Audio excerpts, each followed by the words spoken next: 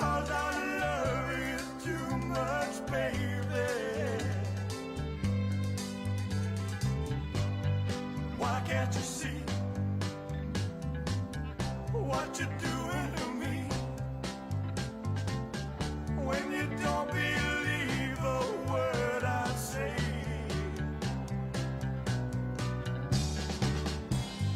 we can't go on together with suspicious minds, and we can build our dreams on suspicious minds.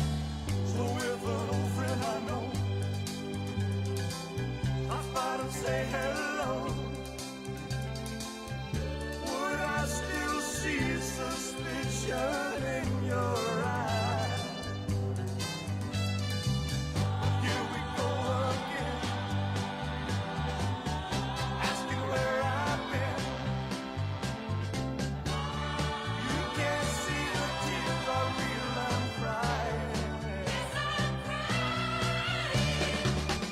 We can't go on together with suspicious minds, and we can build our dreams on suspicious minds. Won't let our love survive, or dry the tears from your eyes. Let's don't let a good thing die.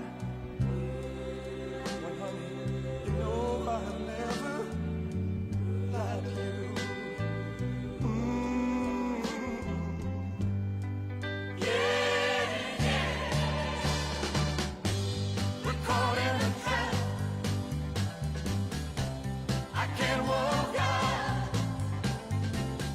because I love you too much, baby.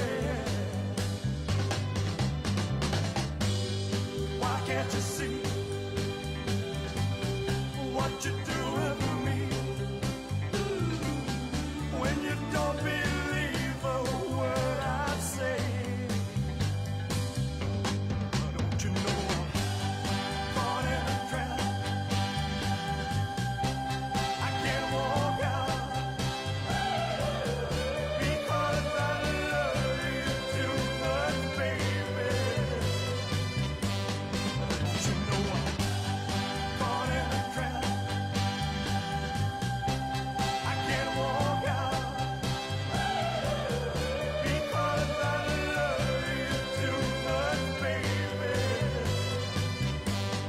Don't you know I'm caught in a trap? I can't walk out because I love you too much, baby. Don't you know I'm caught in a trap? I can't walk out because I love you too much, baby. Don't you know I'm caught in a trap? I can't walk out because I love you too much, baby. Don't you know I'm caught in a trap? I can't walk out.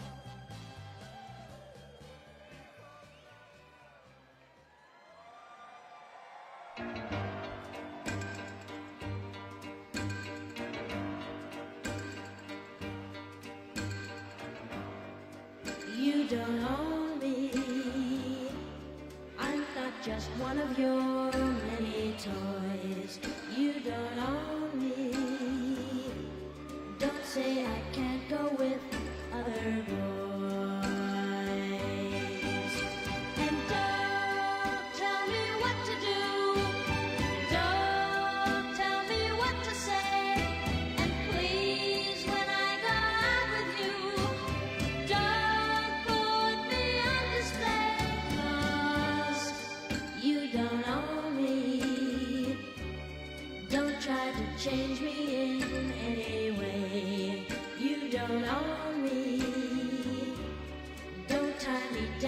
promise I'd never stay.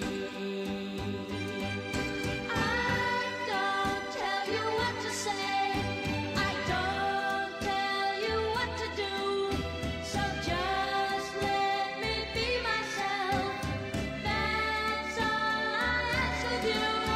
I'm young and I love to be young, I'm free and I love to be free, to live my life the way I want, to say and do whatever I please.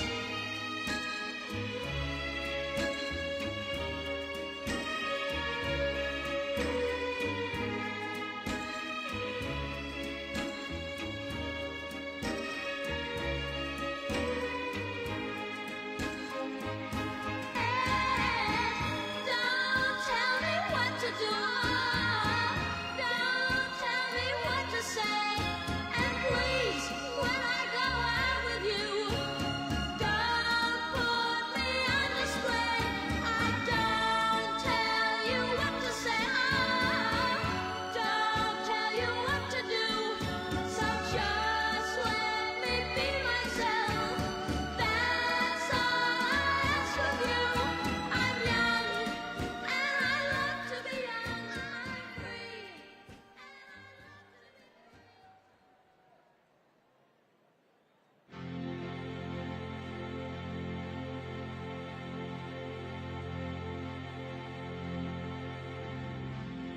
and it's been 7 hours and 15 days since you took your love away.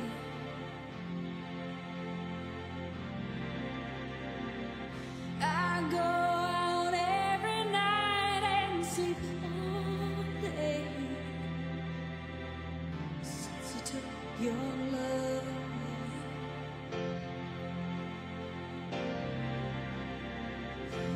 Since you've been gone, I can do whatever I want. I can see whomever I choose.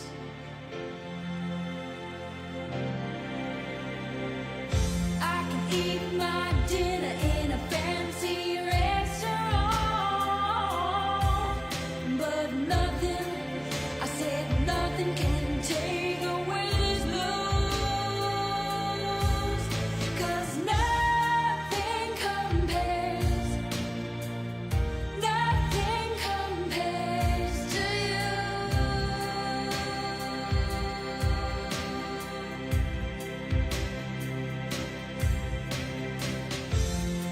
It's been so lonely without you here, like a bird without a song.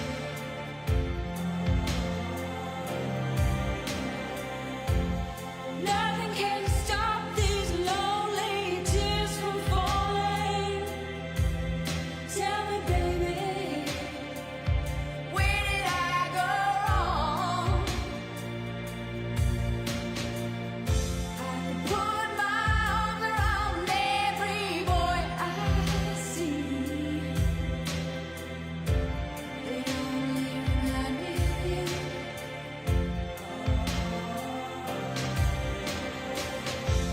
I went to the doctor and guess what he told me? Guess what he told me? He said, girl, you better try to have fun no matter what you do. But he's a fool, 'cause nothing compares, nothing compares to you.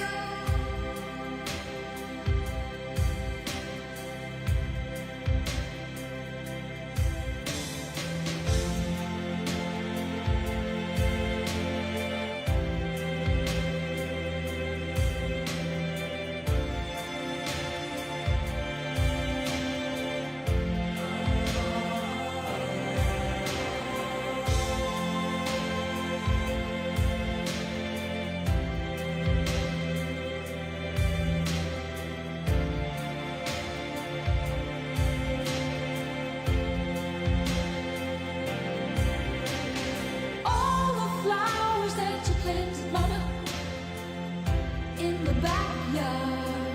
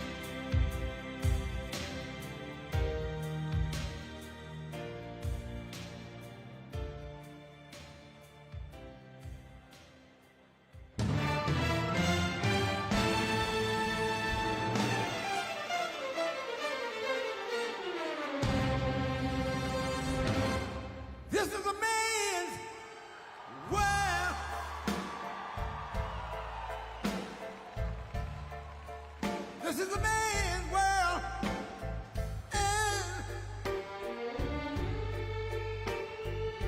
But it wouldn't be nothing, nothing, nothing without a woman or a girl.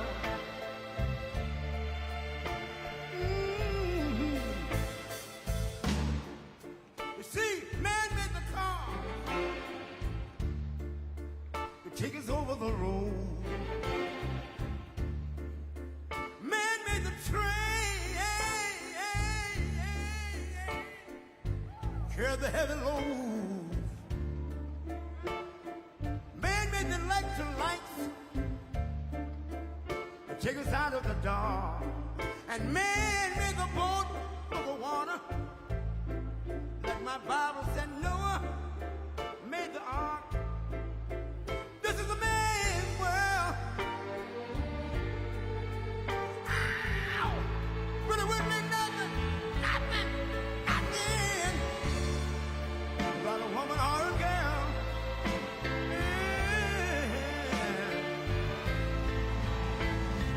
L'uomo rincorre il potere, ma lui non sa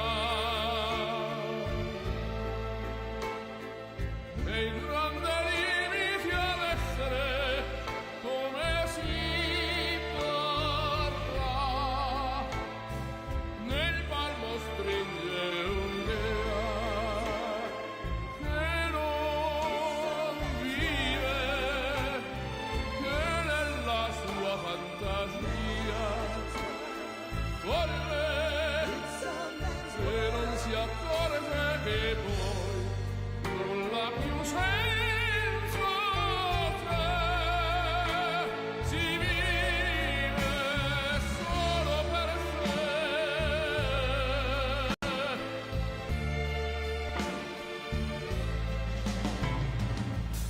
Man thinks about a little bit of baby girls and a baby boy. Man make them happy because man make them toys. But after man made everything he can, man made lira, pesos, dollars, rubles to buy from every good woman and every man. Ow! This is a man's world. But it wouldn't be nothing.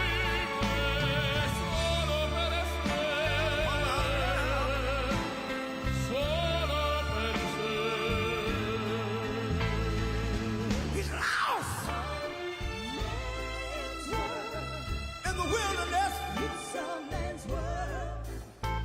He's lost Che non si accorge che in poi wilderness. nulla più senso c'è, si vive solo per sé, solo per sé,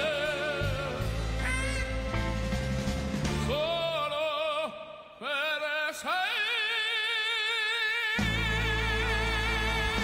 This is a man's world. Hi.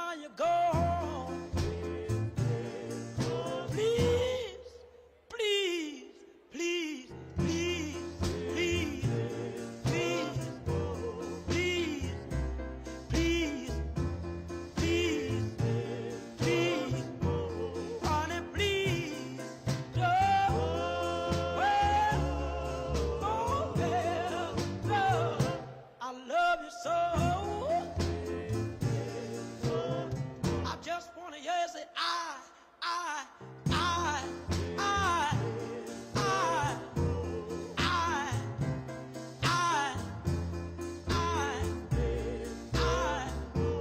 Lordy, please don't. Oh, yeah. Oh, I love you so.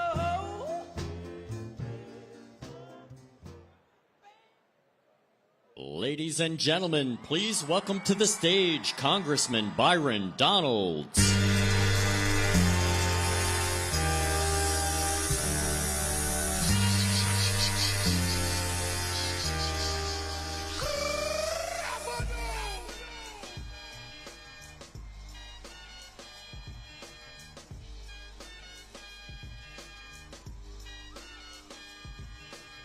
Your time is up, my time is now.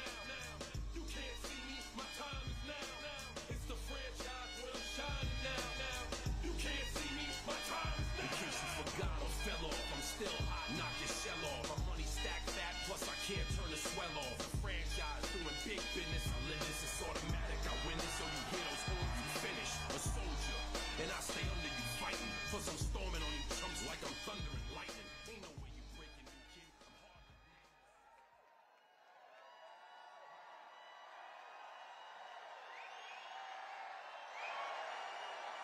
Oh, yeah.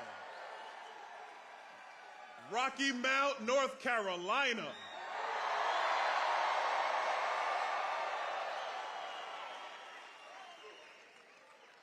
Man, Richard, it's loud in here. These people are excited. I mean, Lori Buckout, you're going to be our next member of Congress, and I had no idea how rowdy they are in Rocky Mount, North Carolina.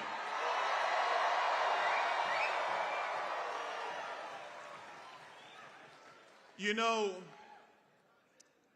Barack Obama said that we were bitter clingers. Hillary Clinton said we were deplorables. We don't really know what Kamala Harris says. She's still a middle-class child. I don't know. Don't know what she says. Have no idea what Kamala's talking about. Yeah, I know. We don't either. I agree with you. And then Joe Biden says that we're garbage. Well, we have news for the Democrat elites. We're none of those things. We are Americans. And in 6 days, North Carolina's going red, and Donald Trump's gonna be the 47th president of the United States.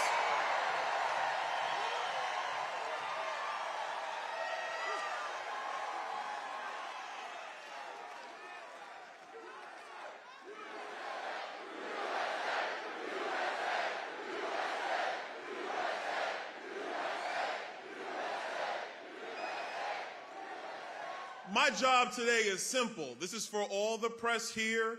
This is for the people of North Carolina. This is for every American in every part of our country. They have broken our nation. They have failed in leadership. And there is one man who will fix it, and his name is Donald J. Trump.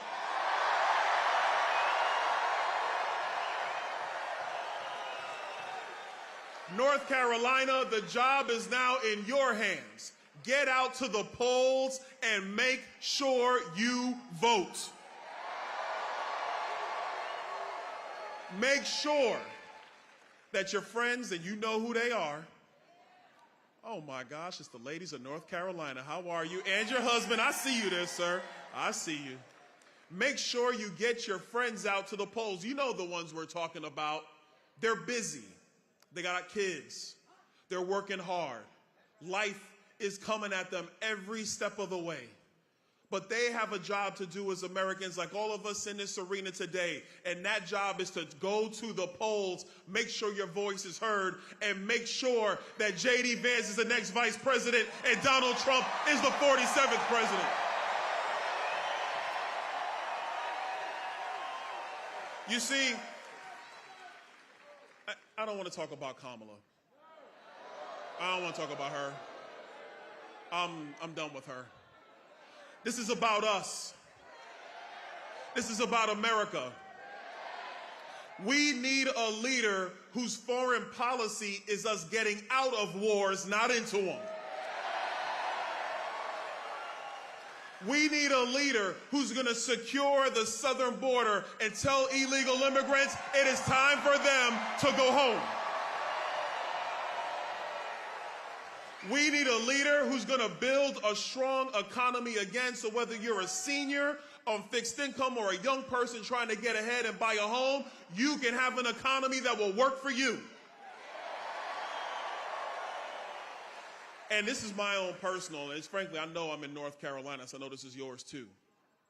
We need a leader who's going to protect children and end this radical transgender ideology. We're going to protect kids in America. And we're going to get men out of women's sports in America.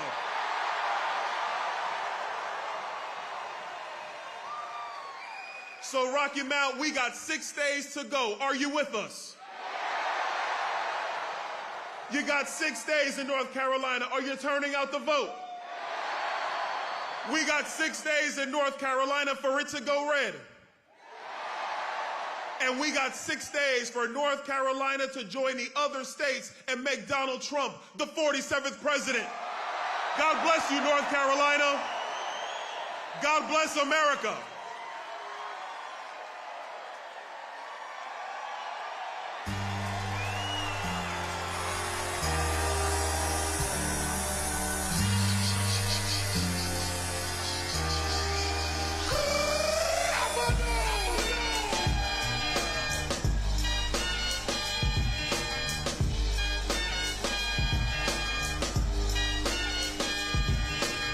Your time is up, my time is now.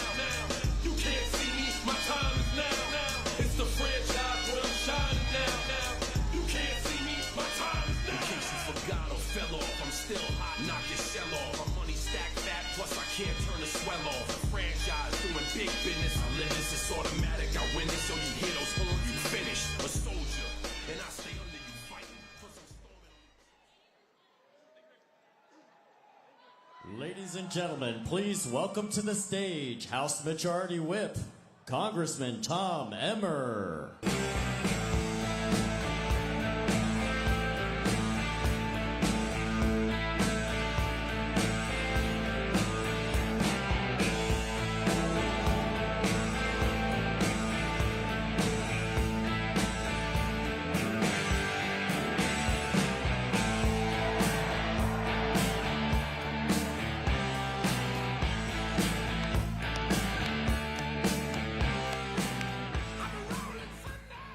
How about that Byron Donalds? It's so great to be in North Carolina. Are you ready to win on Tuesday? So they told you I'm Tom Emmer. I'm the House Majority Whip. I come from the great state of Minnesota. Did anyone see that debate where J.D. Vance wiped the floor with Tim Walz? Tim Walz has been lying in plain sight for 20 years in my state. We were very happy. Now, interesting, vice presidential debates don't necessarily determine the presidential election, but ever since J.D. destroyed Tim Walz, the Harris campaign has been on the descent while the Trump campaign is going up. And that's because, think about this for a second, why was Tim Walz picked? Well, he's a really glib talker. He's got jazz hands. He can do all the talking. He was supposed to be Kamala's emotional support animal. But guess what? J.D. Vance ended that. Tim Walz has not been the same since. And ever since, Kamala keeps making mistakes. You know how? She opens her mouth. All right, guess what? We're going to have a big day next Tuesday. We're going to have a chance to save this country. But As Byron just told you, it doesn't happen just because we say it's going to happen. You have 6 days left. We have 6 days left. It is time to leave it all out on the field. You got to knock those last doors. You got to make those last phone calls. You got to tell your family, your neighbors, your friends, your co-workers, it's time to stand up and speak up by exercising your right to vote, because we are going to send Donald J. Trump back to the White House. All right, there's your mission. Are you ready? Win the Senate, expand the majority of the House, and re-elect Donald J. Trump, and let's get to saving this country. Thank you, North Carolina.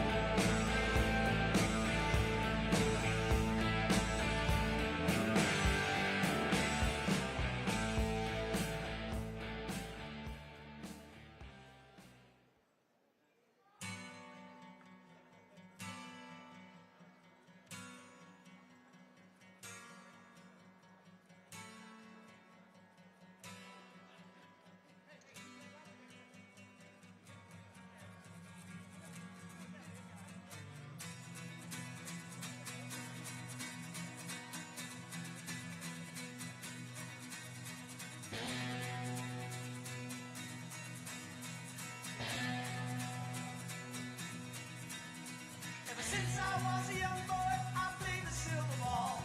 From Soho down to Brighton, I must have played them all. But I ain't seen nothing like him in any amusement hall. That deaf, dumb, and blind kid sure plays a mean pinball. Hold that.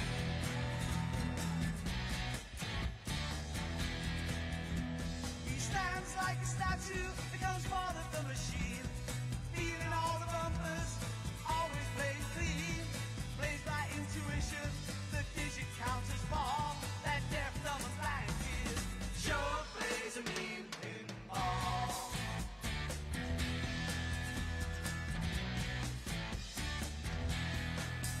He's a pinball wizard, there has to be a twist. A pinball wizard's got such a wrist. How do you think he does? I don't know. What makes him so good? Ain't got no distractions, can't hear no buzzers and bells. Don't see no lights flashing, plays by sense of smell. Always gets a replay, never seen him fall. That deaf, dumb, and blind kid sure plays a mean pinball.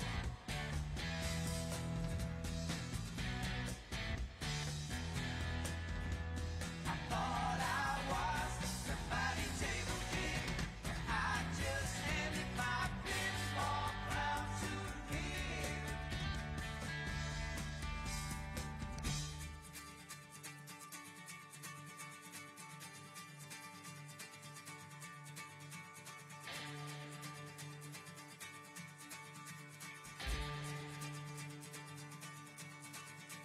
Even on my favorite table, he can't beat my best. His disciples lead him in, and he just does the rest. He's got crazy flipper fingers, never seen him fall. That deaf, dumb, and blind kid sure plays a mean pinball.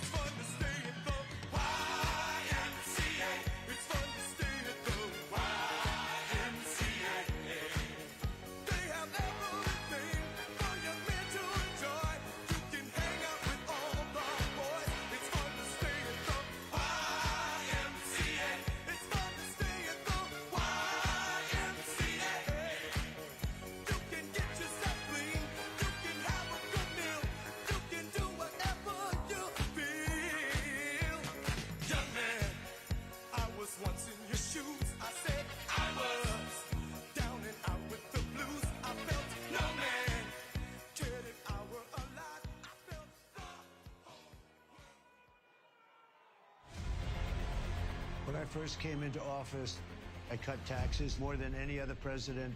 We have created 7 million new jobs, and it led to a growth like we've never seen before. We developed the greatest economy in history by far. When I left office, it changed. Inflation destroyed the lives of so many people. Interest rates went from 2% to 10%. Millions of illegal immigrants, traffickers, and drugs coming into our country. Our country has gone to hell. So I made a decision to run. We're going to make America great again, greater than ever before. I will fight for you with every breath, and I will never let you down. I'm gonna fight like a G and all those see. And if I die, I'm gonna die free. President Trump is literally putting his life on the line, and he's willing to risk it all because he loves this country. He is strong, he is fearless, and he is what this country needs right now. Our cities will be safe, our streets will be clean, and our border will be secure. We can't allow our country to be destroyed by politicians who will put their own power ahead of the interests of the American people, our freedom, and our future. The left told me to hate Trump. When you cut through the lies, you realize the truth. American families were better when Donald Trump was president. We were safer, wealthier, and stronger. So if you love this country, if you want to stand up and fight for the future of our nation, you must re-elect Donald J. Trump.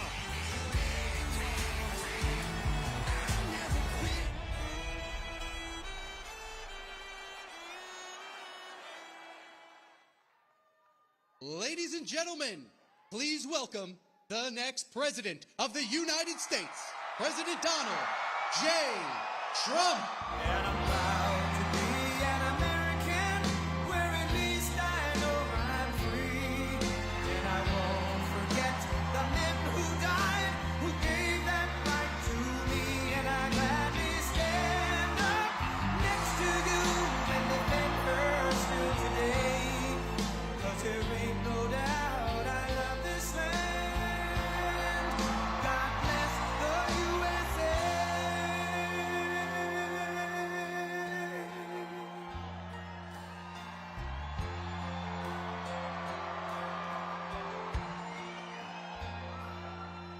From the lakes of Minnesota to the hills of Tennessee, across the plains of Texas, from sea to shining sea, Detroit down to Houston, and New York to LA, where there's pride in every American heart, and it's time we stand and say, I'm proud to be an American, where at least I know I'm free, and I won't forget the men who died, who gave that right to me, and I gladly stand up next to you and defend her still today. 'Cause there ain't no doubt I love this land. God bless the USA.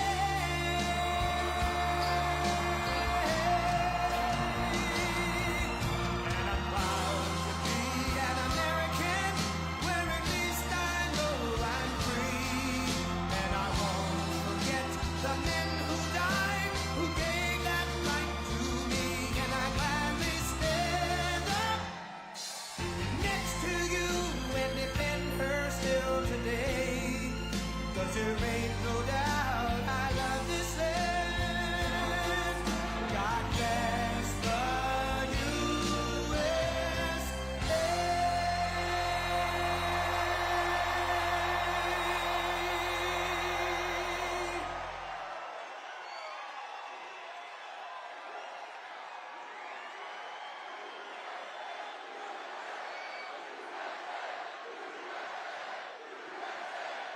Thank you. Wow. Well, thank you very much, North Carolina. You are a special group of people.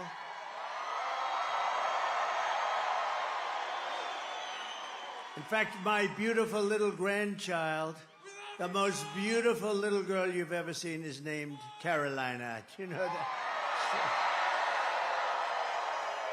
I'm thrilled to be back in this incredible state with thousands of proud, hardworking American patriots. But I'd like to ask you one very simple, easy to answer question. Are you better off now than you were 4 years ago? I think so. I'm here today with a message of hope for all Americans with your vote in this election. Oh, it's coming up so nice. We're down to 6 days, maybe sort of 5. Maybe 5 the way you count it. 6 days, can you imagine? I will end inflation. I will stop the massive invasion of criminals into our country. And I will bring back a thing called the American dream. Isn't that nice? Because we haven't had that. We haven't had that in a long time. Our country will be bigger, better, bolder, richer, safer, and stronger than ever before. And this election is a choice between whether we'll have 4 more years, think of this, 4 more years of gross incompetence, the most corrupt, horrible people. These are horrible people. Oops, we should get along with everybody. They're horrible people. You know, some people you just can't get along with. You can't. But whether we're going to have 4 years of incompetence and failure, or whether we'll begin the 4 greatest years in the history of our country, that's what's going to happen. And I'm asking you to be excited about the future again. You have to be excited about it. We have a great potential. If we have to go another 2 days beyond that term, we're not going to have a great. We have to get this done now because we're not going to have a second chance. There'll never be a second chance. It's too far gone. We're really, we are a failing nation. We are a nation in decline. But don't worry, we will not be a nation in decline for too much longer, I'll tell you. We'll be a nation of incline as opposed to decline. But I'm asking you to dream big again. You're going to have to dream big again. It's going to be hard for you to do that because you've gone through a long period. But we had some great 4 years. This will be America's new golden age. This will be better than what we had even 4 years ago. Remember, we were energy independent. We had everything. Every problem facing us can be solved, but now the fate of our nation is in your hands. And this is a very important state. Number one, I love the state. Number two, we've always won. I won the primaries and I won the elections, and I didn't have to worry about it.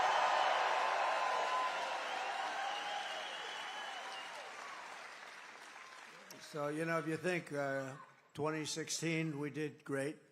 2020, we did much better, actually. They say, oh, he's a conspiracy theorist. We only got about, 12 million more votes, right? But this is the best of all. This is more enthusiasm than there was for even 2016 or 2020. This is the best. Nobody's ever seen it.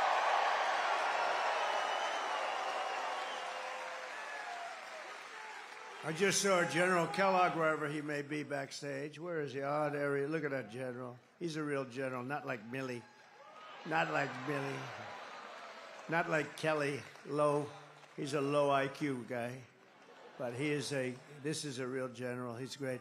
But he said backstage, this reminds me, sir, of 2016. I said, thank you very much. That's a good reminder, isn't it? He's a great guy. This Tuesday, you have to stand up and you have to tell Kamala that you've had enough, that you're not going to take it anymore. Kamala, you're fired. Get the hell out of here. Get out of here. Get out of here, Kamala. Get the hell out of here. The worst vice president, the worst border czar. She's the worst border czar in the history of the world.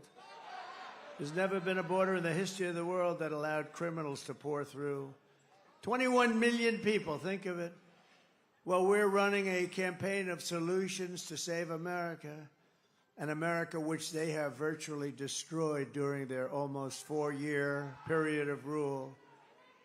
Kamala Harris, a low IQ individual, is running a campaign of hate, anger, and retribution. See, I'm very nice to them. They're not nice to us. She spends all of her time complaining about everything, but does nothing about it. She's going to do this, she's going to do that. Why the hell didn't she do it, right?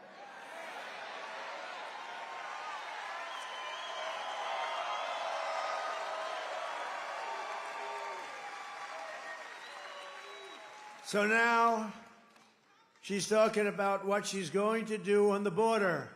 Well, I'm going to do this and that and this and that. All they had to do was leave the border alone. We had the safest border in the history of our country.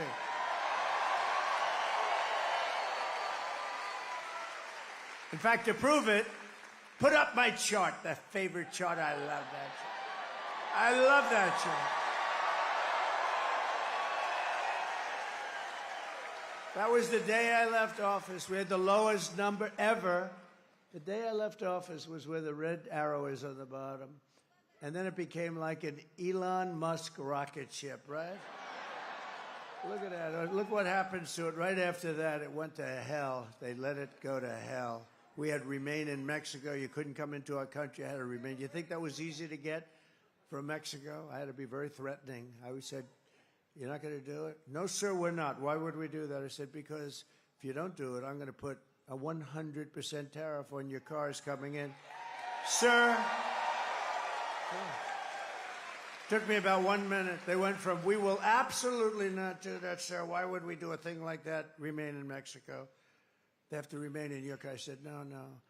I tell you why. You know why? They went from that to say, sir, we would be delighted to do whatever you'd like, whatever you. Now I said, we're going to put a 100% tariff on your cars if you don't do it. So they said, we'd love to have our people we would love to have MS-13 gang members, criminals, people from mental institutions stay in our country. It would be our great honor, sir. It was really amazing. It took less than a minute. But, or what she's going to do about inflation. I'm going to do things about, she caused the inflation. By screwing up my energy policies, she caused the inflation. And spending way too much money on the Green New scam. She caused it. But why didn't she do something about it, right? Or what she's going to do to get the economy going. We're going to do this and that. Oh, by the way, her plans are the plans of a simpleton.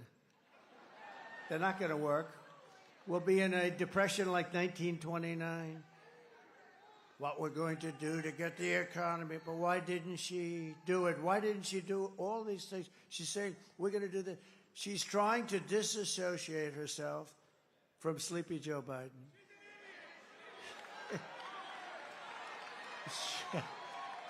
I like this audience. I didn't say it. Well, the guys, who just said that? He can handle himself. They scream, she's an idiot. But I didn't say it. I didn't say it. In fact, I'd like to admonish you, sir, you should not say that, please.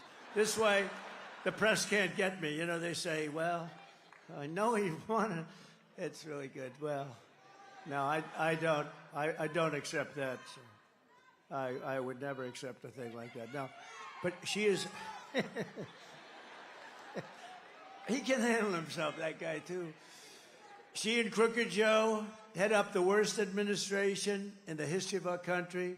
They've made Jimmy Carter look like a truly great president. In all fairness to Jimmy, he didn't let 21 million people, many of them criminals and those that are mentally ill, pour into our country. He didn't let Jimmy Carter didn't allow that to happen. Last night, Kamala made a speech, not much of one, with a paid-for audience, and all she talked about was Donald Trump. Good evening, everyone. Tonight, I will speak about Donald Trump. Donald Trump. Donald Trump. Donald Trump. Donald Trump. Donald Trump. Donald Trump. Donald Trump. Donald Trump. Donald Trump. Donald Trump. Donald Trump. Donald Trump. Donald Trump. Donald Trump. Donald Trump. Donald Trump. Trump. Do you believe it?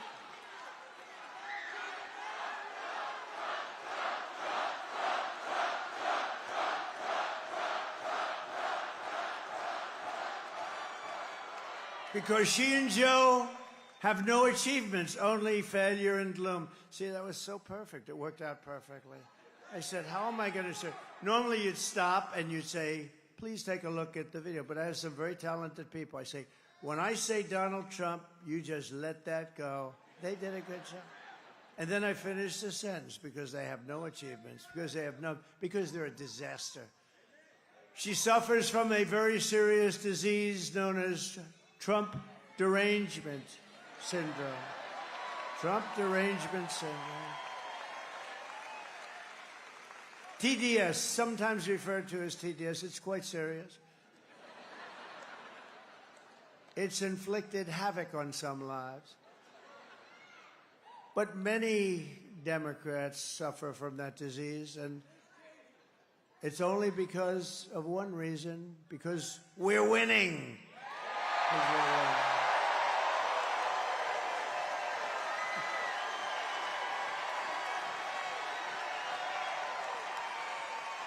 This week, Kamala has been comparing her political opponents to the most evil mass murderers in history.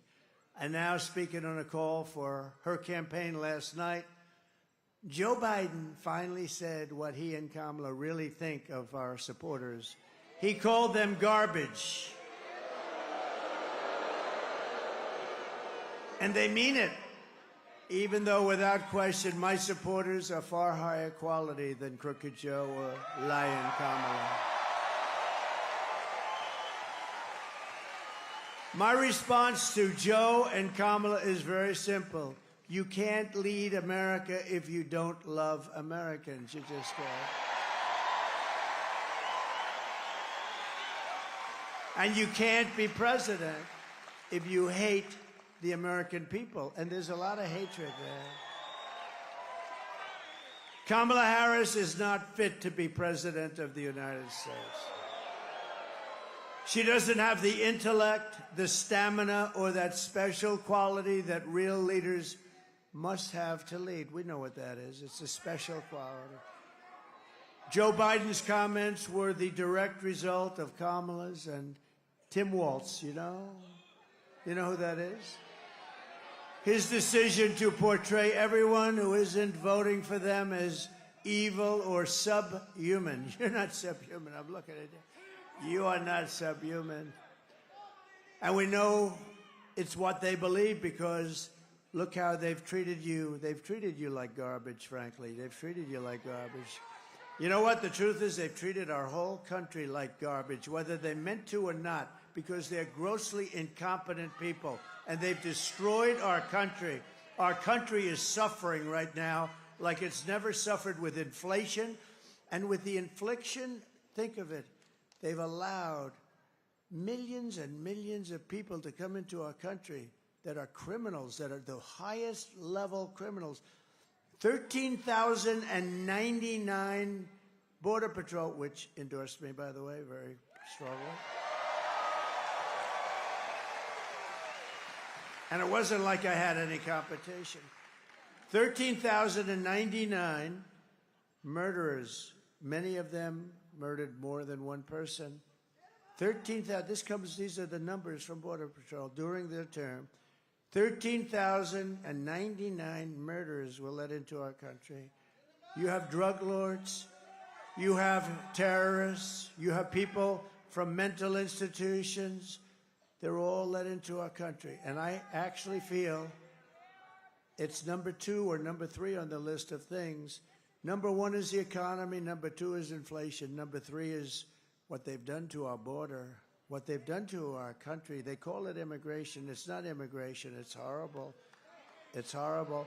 And I think that it's, frankly, should be number 1 on the list. I think inflation's terrible. What they've done with inflation is gross incompetence. But when they allow 21 million people, and it's probably much more, that doesn't even include the gotaways, you know, gotaways. These are people that just run across the border. What they've done to our country is never, there's never going to be an excuse for what they've done to this country. For the past 9 years, Kamala and her party have called us racists, bigots, fascists, deplorables, irredeemables, Nazis, and they've called me Hitler. Call me Hitler. You know, many years ago, I had a father who was a great guy. He was a strong guy, a legitimate guy, strong. But you know, he always used to tell me, never use the word Nazi and never use the word Hitler. Now we're called Nazis, and I'm called Hitler. I'm not Hitler. Boy, my father, he's looking down. Well, my mother, I know she's looking down. My father is a little questionable because he was a little rough. I think he's looking down because he was a good guy. He was a strong guy, but he was a good guy. But he's looking down. He said, can you imagine? That's what they're calling my son. I told them for years, literally, never use the term Nazi or Hitler. Now they're using it on us. It's unbelievable. They've bullied you. They've demeaned us. They've demonized us and censored us and deplatformed us and weaponized the power of our own government against us. They've gone after their political opponent, me. It's unbelievable. Did you see? Donald Trump wants to put us in jail. Donald Trump is going to go after some of the scum that you see back there, that's so dishonest. Donald Trump is doing horrible things. He wants to put us in prison. That's what they've been trying to do to me for 3 years. They got the story mixed up. And we won the big case in Florida already. We're doing very well.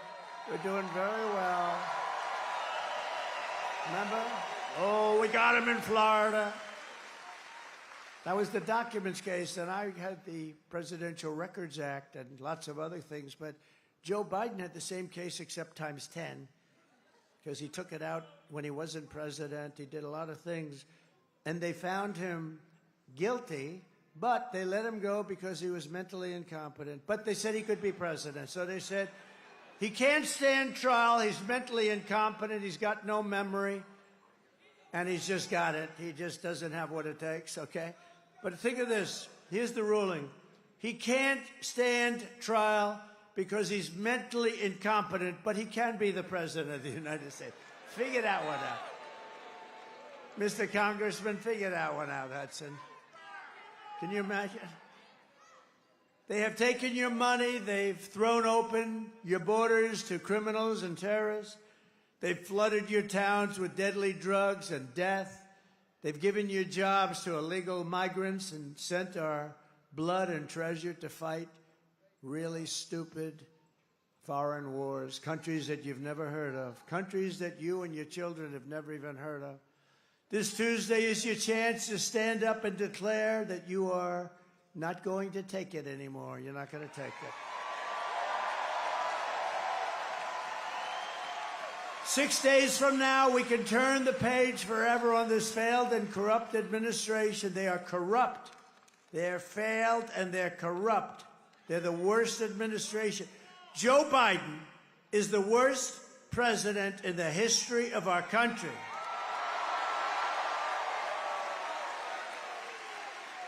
And his partner, now she's trying to convince everyone, oh, well, I really had nothing to do with anything, you know.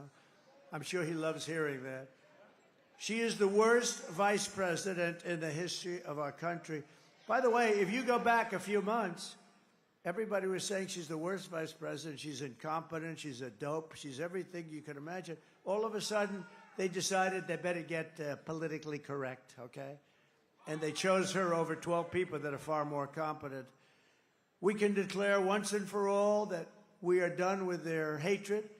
We are done with their hysteria. We are done with their hoaxing, lying, cheating, scheming, plundering, and stealing.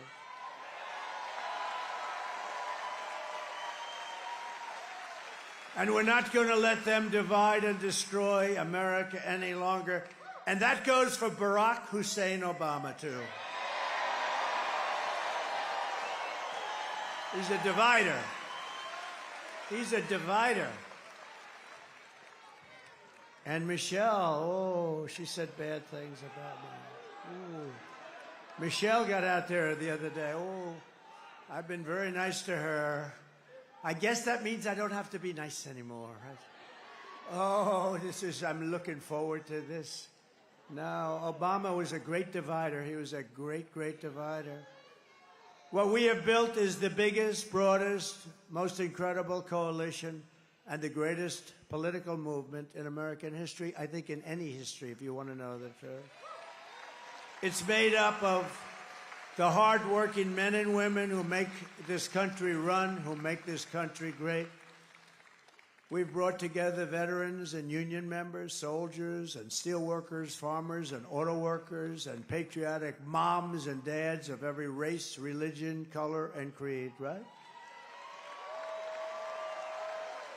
We're welcoming historic numbers of African Americans and Hispanic Americans and Asian Americans and Arab Americans. And we're uniting Christians and Jews and Catholics and evangelicals and Muslims and Mormons and everyone who simply wants one thing. They want one thing, to make America great again. That's all they want.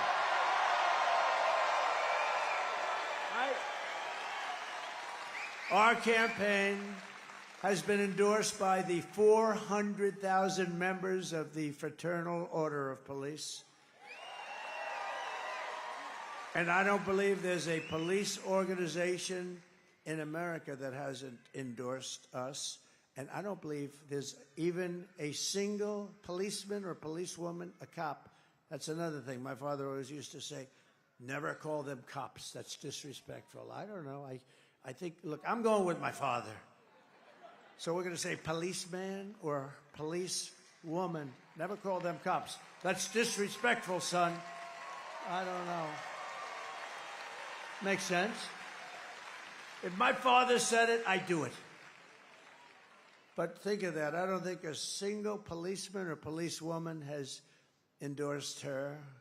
She was a leader of Defund the Police. That's hard to get an endorsement. Yes, I was in charge of defunding the police for 10 years. I'd love to have your endorsement. But then we had the Border Patrol agents who were so incredible. For 4 years, they haven't called her. She hasn't called. Think of this.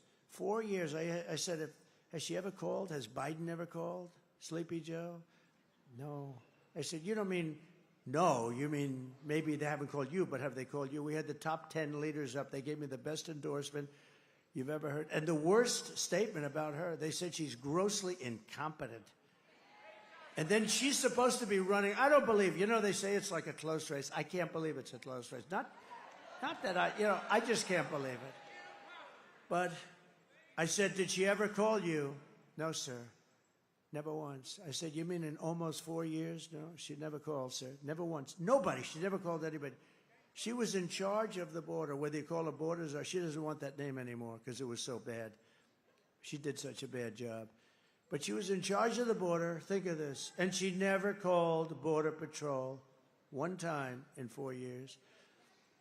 By the rank and file membership of the Teamsters who endorsed us, I will tell you the Teamsters, we got 62% or something. And I got the endorsement. Oh, what a beautiful endorsement, because I love brilliant people. We don't have too many of them. We have to protect our brilliant people. There aren't too many of them. There aren't too many of them, period. But a certain guy that took a rocket that's 22 stories tall and came back down, and those thrusters went off, and I said, oh, no, it's going to crash into the gantry. It's going to crash. It's going to be terrible. But it didn't. It came down, and it was just about ready, and then the fire blew out of the bottom on the left side, and it moved it over, and then it came here, and it came down, and those two big arms grabbed it, like you grab your baby. Like you grab your baby, right? Elon Musk gave us a great endorsement. And you know,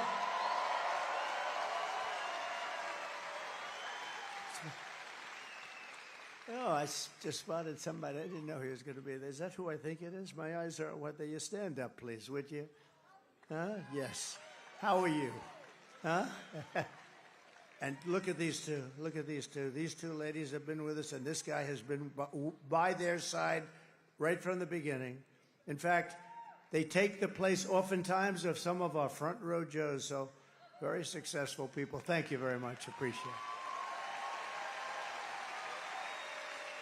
But Elon gave us an endorsement that was beautiful. He said, it's the most important election we've ever had. If Trump doesn't win, and he doesn't, you know, he wants to just, he's a very straight shooter.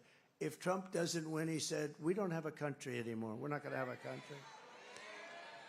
And it was amazing, actually. And you know where he is right now? He's campaigning for me in Pennsylvania. Can you imagine?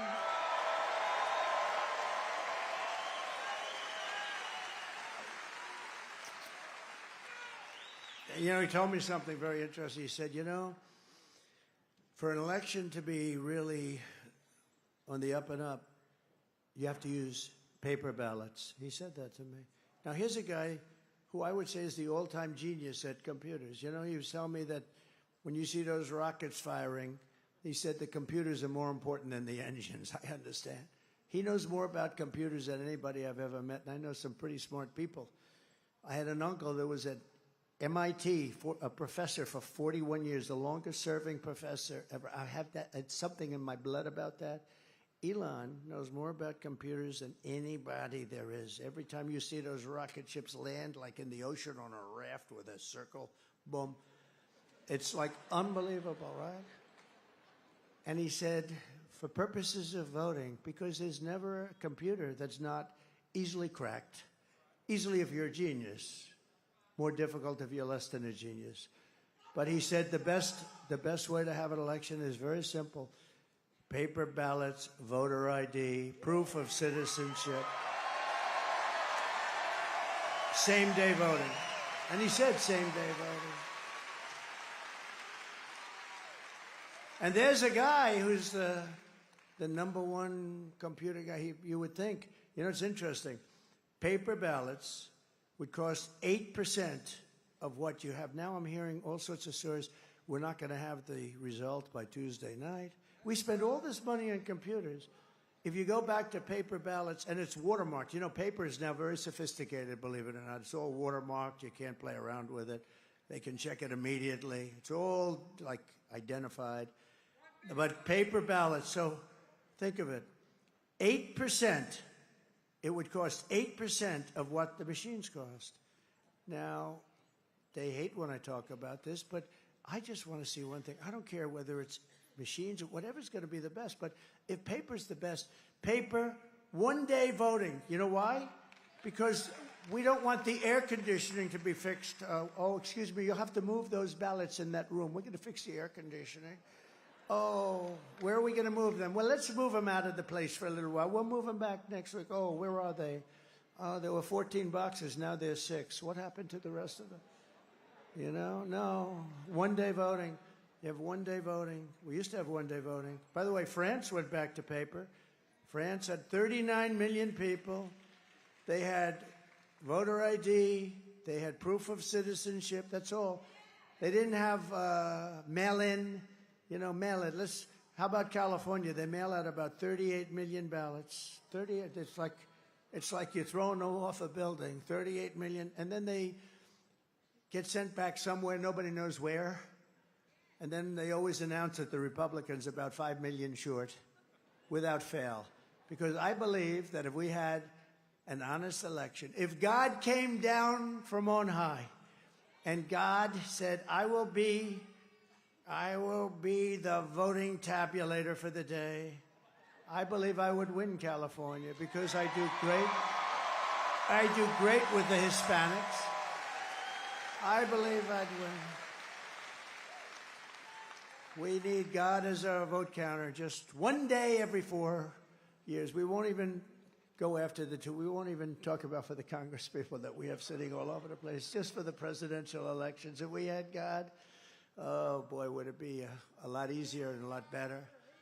The other thing we need is we need an honest and respected press. We don't have that.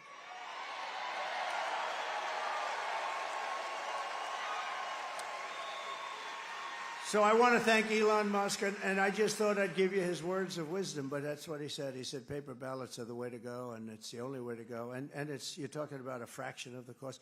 And you would have the election determined, solidly determined by 9 o'clock or 10, whatever time you want. They put them in boxes. They seal the boxes. They hand the boxes. Every box has so many. I mean, you would have an accurate count by 9 o'clock, 10 o'clock, or 11 o'clock, whichever hour you chose. And they had that in France. It ended at 10 o'clock. The vote was broadcast. Nobody said, oh, I won or I didn't. It was, everyone went home. They had a winner and they had a loser. Everybody went home. It's a shame. And we're talking about for a fraction. If you said it costs 10 times more, you should do it. But it costs only about 8% of what they spend for machines that send these results to who knows where. Very, very unfortunate. Very unfortunate. You know, last time we got more votes than any sitting president in the history of our country. But we lost, they say. They say we lost. We're also endorsed by somebody that loves healthy people. He wants to make our country so healthy. And he's a great guy. Now, he wants to make our country. He also has a big thing on the environment. And I'll tell you what, I say, that's okay, but you can't touch our liquid gold, Robert. Bobby Kennedy, Robert F. Kennedy, Jr., RFK Jr., and he's going to work, and he's very strong on, you know, the pesticides and all of the different things. And, you know, we don't have a very healthy country. When you look at our country compared to other countries, we are not a healthy country. And he says, we're going to make it a healthy country. I say, good, Bobby, but do me one favor. Don't touch the oil and gas. Let me handle that. I'll handle the oil and gas. We're not going to let him get involved. We're not going to let him get involved in the oil and gas. Well, listen. No, we'll watch that. We're going to be very careful with our liquid gold. That's one of the biggest assets we have as a country. We have more liquid gold than anybody, including Saudi Arabia, Russia. Tulsi Gabbard came in, highly respected, a woman of great common sense. And they just gave me the name because I've had great respect, but I didn't know exactly why they had him on. Buzz Aldrin, very respected, the great astronaut, and highly respected. But I thought it was an unusual because we have a lot of people that endorse us, and and you notice the Washington Post and Los Angeles Times and all these papers, they're not endorsing anybody. You know what they're really saying? Because they only endorse Democrats. They're saying, this Democrat's no good. They're no good. And they think I'm doing a great job. They just don't want to say it. Washington and USA Today, congratulations. I just heard USA Today has not endorsed. They said we're not going to endorse. That means that they think she's no good. But Buzz Aldrin's very interesting because great astronaut, but he's not the youngest person in this room. But he's a very sound man and great, looks fantastic. What he did is he said, I've never endorsed anybody in my life before, like General Kellogg. I've never endorsed, of course, he started endorsing me approximately about a minute after I announced I was running. But that's because he's a smart general, right? 1 minute. Was it 1 minute or was it 30 seconds? But Buzz Aldrin, for the first time in his life, he said, this is the first time I've ever made an endorsement. Never made an endorsement. I'm endorsing Donald J. Trump. Isn't that nice? So thank you, Buzz Aldrin. And I like him, too. I've always admired him. Kamala and Joe call them all of those people that I just named and all of the people here. And I think probably more than 200 million people in this country. You know, we really don't know how many we have because those borders have been opened so badly, you don't know. You know, other countries can tell you approximately what they have. I don't think this country does. But let's say you had 350 million people. If she won, you'd have 600 million people in about 3 years. You'd have open borders, the whole world, every criminal from all over the world. Well, we're going to have that pretty soon anyway, but we're going to deport them out of here fast. But let's say 225 million people. She's essentially, and he's calling them garbage. They're a team, by the way.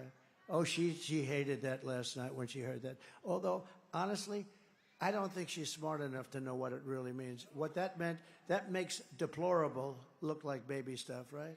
Deplorable with her. Remember Hillary? She said, deplorable and irredeemable. And I said, oh, what a terrible term to use the word irredeemable. I didn't know. Somehow irredeemable. I think it's worse, right? But you know what's worse than anything? Garbage. We're garbage. We're garbage. And I call you the heart and soul of America. You're the people that built America.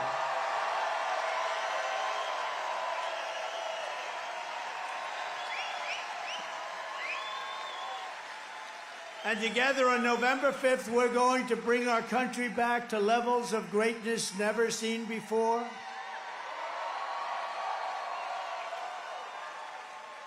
And I'll tell you, you know, look, North Carolina, it has been special. You know, when you just win a place, I love you. I love Alabama.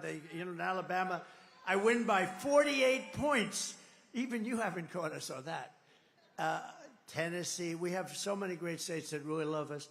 But you know, the nice thing is when you have a place that you can just rely on, where you can really rely. I love you too. Look at her. She's so beautiful. Oh, she's all excited. I love it. I do. And there's Mr. Wall. See that jacket? He's a genius. He's one of the smart people. He makes a lot of money. He's a professional. But he likes these rallies. I think it's like 279 rallies. Can you believe it? He likes Trump. He likes Trump. And I like him. I feel comfortable because it's a wall. We always needed a wall. And one day I'm going to find out where you bought that suit, and I'm going to wear it to one last, because, you know, it's sad. We've done this for 9 years. We had the greatest rallies in the history of the world. Chancellors and prime ministers, people would tell me they watch the rallies from Europe. Everybody watches our rallies. Everybody loves our rallies. We never have an empty seat. They try and demean us like that horrible, horrible person that I debated where she said, and people leave early. Nobody leaves early. If I saw them leaving early, you know what I would say? And ladies and gentlemen, thank you very much. I'd make America great again and not leave. Right? That way they could, but I've never had to do that. I'm very capable of doing that, you know? But nobody should say, or people leave early. And then I hit her hard on that. I said, no, we have the greatest rallies in the world. There's never an empty seat, and nobody leaves early.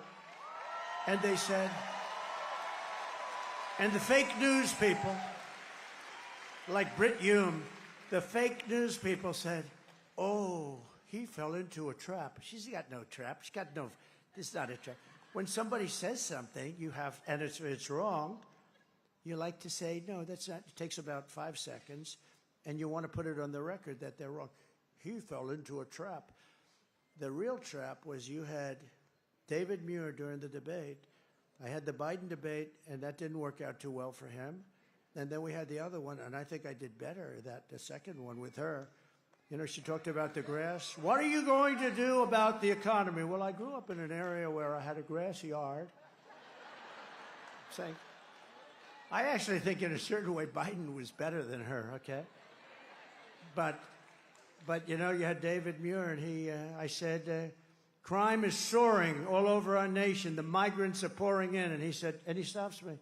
Crime is not soaring. Crime is going down, because he believed the FBI statistics, which were a fraud. And then it came out the following day that crime was, in fact, soaring at levels that nobody had ever seen before. They didn't include certain cities. I won't mention the cities because I have a lot of friends in those cities. But they didn't include certain cities for their statistical review. What a shame. What a shame. We need great FBI. The people in the FBI are so incredible, too. I'll bet you if they took a poll in the FBI, I think I'd be at 97, 98%. I really believe it, you know? I think I'd be. But they have some people that just don't want to do it. Don't want to do their job properly. It's a shame. We have a lot of things we're going to correct in this country. We have to correct them because we need honesty. We just need some basic truth. But David Muir, so this guy David Muir, you know, pretty boy, he goes, that's stuff. I don't think he's that good looking anymore. Time does that. Time does that. No, but that's terrible. He interrupted me like, what, 11 times or something, right? Every time I said something, that's not so. And then he had a woman who I never heard of. Don't know her name, don't want to know her name. She's not very good at what she does either. But when he didn't interrupt me, she did. And if you look, I was right about just about Mr. Congressman. I think just about everything. I was right about just about everything. He said, Trump was right about everything. How about the hat? Trump was right about everything.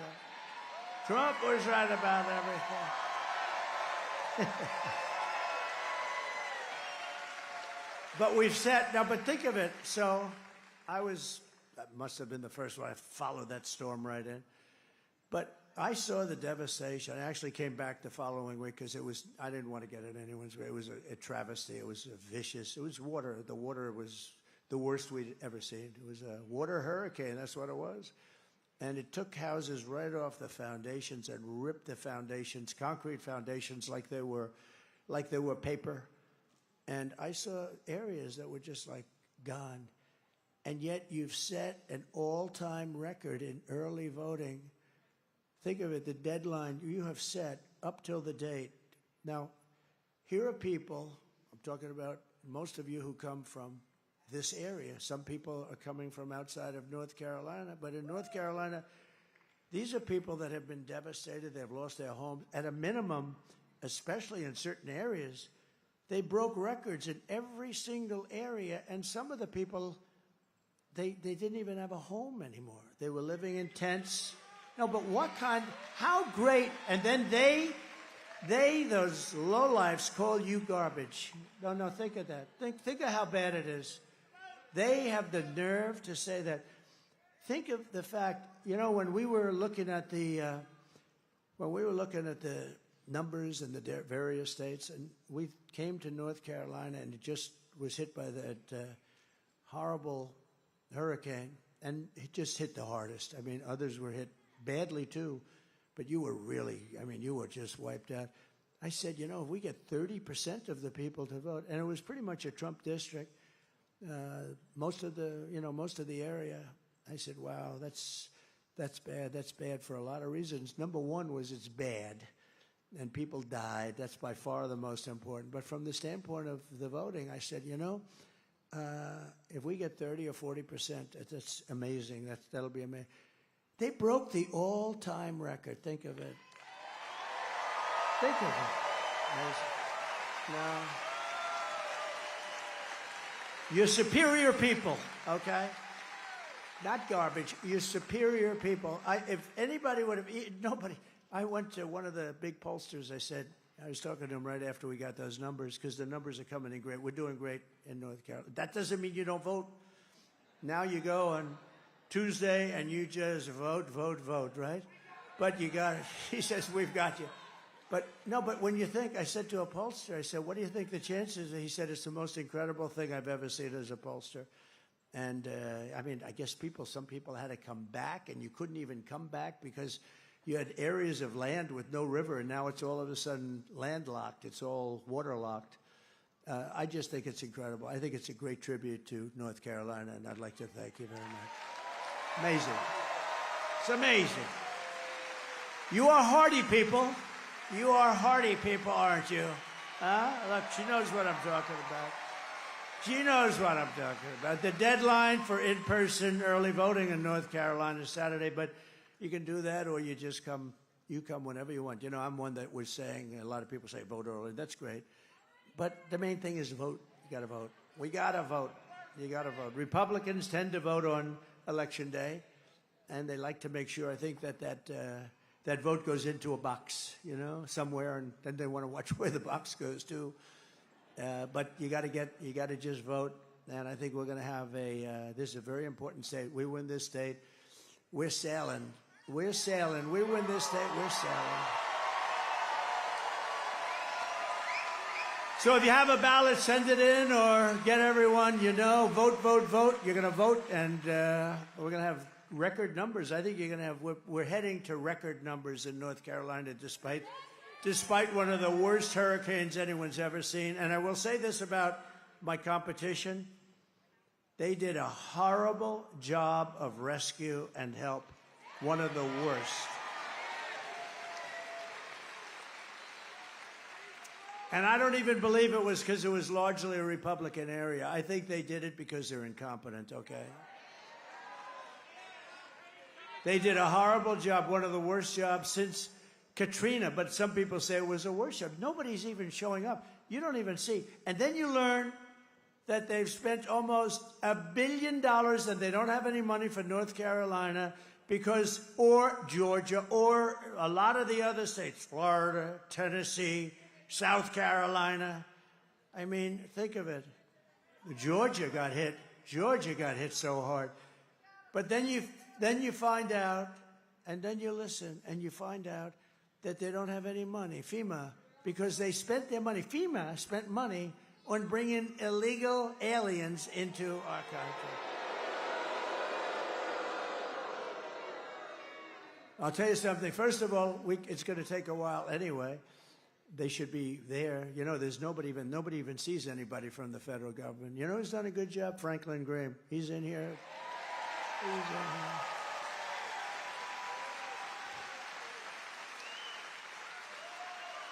He better do a good job. I gave him $7 million.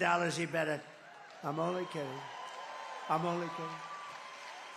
No, we gave him a lot because he does the best. He does a great job. And they have some others that do a great job. But we gave him a lot of money, raised a lot of money for him. And he is always, every time I have, because I've seen a lot of tornadoes and hurricanes and horrible storms. And every time I get there, he's always there with his crew of volunteers. It's pretty amazing, actually. Franklin Graham, he does a great job. He's got good genes. He's got very good genes. My father used to take me to Yankee Stadium to watch Billy Graham fill up Yankee Stadium. He filled it up like it was nothing. And my father liked going to see Billy Graham. With your help, 6 days from now, we're going to defeat Kamala Harris, and we're going to win back that beautiful, beautiful White House. We're going to win it back. Kamala Harris cast the deciding votes that launched the worst inflation in the history of our country. She cost the typical American family over $30,000 in higher prices. They basically spent too much money and screwed up my energy policies. We had gas at $1.84. I thought it was $1.87. Just came out 2 days ago, $1.84. It was lower than it. A lot of people say $2.50. No, not $2.50. It's $1.84 a gallon. How would you like to have $1.84 a gallon now? We'll have it. We're going to have it again. Liquid gold. It was just announced today that economic growth missed expectations again for this quarter. It's always missing.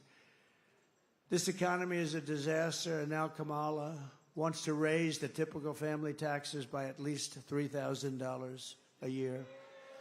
If I win, we will rapidly defeat inflation. Oh, we'll have it done so. I'm going to bring your energy down to 1/2 of what it is now. It's going to go, in 1 year, we'll have it down 50%. And that'll bring everything else down, and we're going to bring the interest rates down, and we're going to make America affordable again. We will make America affordable again. Because we have this huge spike that took place over 3 years, massive spike. Nobody's ever seen anything like it. And none of that's come down. Bacon hasn't come down. Apples haven't come down. Lettuce, nothing's come down. People so often, they talk about groceries. They haven't come down. I will massively cut taxes for workers and small businesses. And we will have a very special kind of a thing happen. No tax on tips, no tax on overtime, and no tax on Social Security benefits for our seniors. None.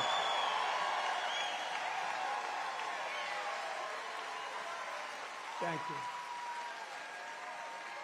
No, if you think our seniors, you know, they have a very fixed income, most of them. You know, I'm a senior too. Somebody would say, oh, he's doing that, he has a conflict of interest. these fakers back here, they'll say, here's a conflict of interest. He's a senior. He's given himself a big tax break. No, we're not gonna let that happen. But the seniors, a lot of seniors have a fixed income, and their Social Security. I mean, it's what's happened to all of the other things, and this will get you back to even, pretty much even, I think, by doing it. And I will support a tax credit for family caregivers who take care of their parent or loved ones. And I said this almost a week ago, and guess what? Last night, Kamala said the same thing. She copied my no tax on tips, but you know what? She's not going to do it. She only said it a couple of times. She said it without, because she got killed when she said that. But now, last night, I don't know if you noticed, last night she copied she copied the caregiver statement. And let me tell you, these people that take care of their family and other people, these are incredible people, and they're entitled to it. They're entitled to it. They're going to get it. Starting on day one, she copied me last night. Of my new administration, I will bring back energy independence, like we had it. We were energy independent 4 years ago. Now we get our oil from Venezuela. It's called Venezuelan tar. You know, it comes like in tar, and you got to heat the hell out of it. And there's only one plant in the whole world that can do it, and that's located in Houston. So for the environmentalists, go take a look at those chimneys in Houston. It's not a pretty sight. I will bring back energy independence, and we will drill, baby, drill, and we're going to start right from the beginning.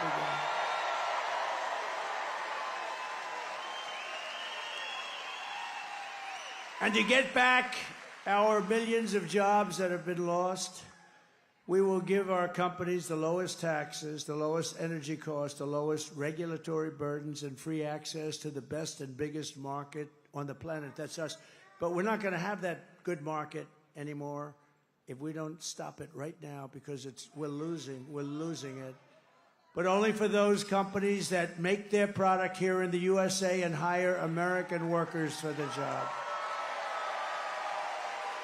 And if these companies don't make their products here, then they will be paying a stiff tariff when they send their products into the United States for the privilege of competing with our workers and our now protected companies. They're gonna pay a stiff price. They're gonna pay a stiff price. So we're gonna protect.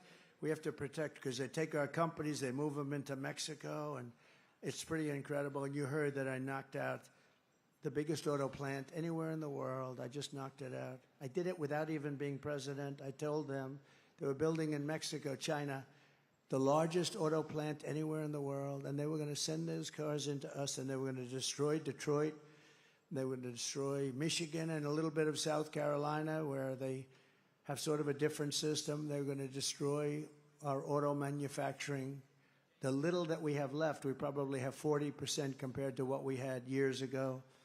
And they were going to destroy, they were going to build the biggest auto plant in the world, and I heard about it through a man that was building the plant, the best in the world. He builds all the plants. I said, I want to see a plant. He said, you'll have to go to Mexico.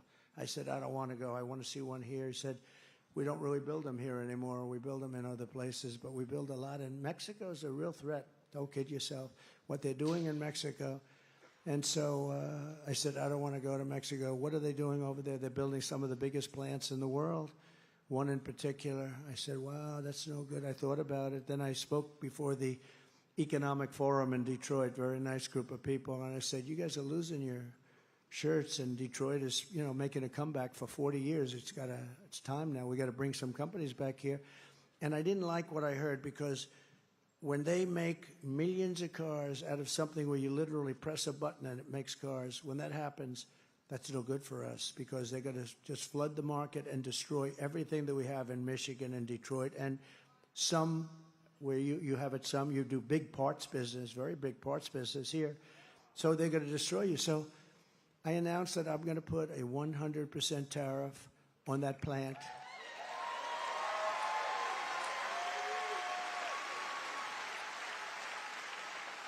And I saw the man about 2 weeks ago. He was in the audience, the man that builds the plants. And I said, John, could I talk to you for a second? I pull him aside. How's that big plant coming in Mexico? Sir, they've decided not to build. They think you're going to become president, and they'll lose their shit. They're not building the plant. They're not building it, huh? Look at Emmer. Emmer likes that. Now, can you imagine that? They're not building the plant. They're not going to build the plant. And that's the way it's going to be. It's going to be real simple. And you know what? If they built the plant in this country, I'm okay with it. They can build it. They don't have any tariff to pay. They have no tariff to pay. It's very simple. And, you know, some of the deals made with these politicians, they were either really stupid or crooked as hell. Because this could have been done, and I've done it. You know, I took in hundreds of billions of dollars from China, hundreds of billions of dollars. They've never paid anything. They never gave one president 10 cents. I took hundreds of billions, and from other countries, and we were just getting started. Anyway, we'll also pass what's known as the Trump Reciprocal Trade Act. That means if China or any other country charges us 100 or 200% tariff or tax, then we will charge them 100 or 200% tariff or tax in return. It's an eye for an eye. And I will never apologize for defending America. I will protect our workers. I will protect our jobs. I will protect our borders. I will protect our families. And I will protect the birthright of our children to live in the richest and most powerful nation on the face of the earth.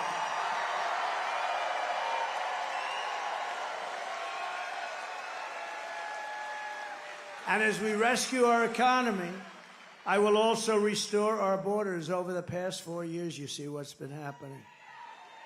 It's carnage. It's carnage. It's a carnage. Kamala has orchestrated the most egregious betrayal that any leader in American history has ever inflicted on our people. What she's done. She's violated her oath and eradicated our sovereign border and unleashed an army of migrant gangs who are waging a campaign of violence and terror against the citizens of the United States of America. Kamala has imported criminal migrants from prisons and jails, from insane asylums and mental institutions, the most dangerous anywhere in the world, and from all around the world.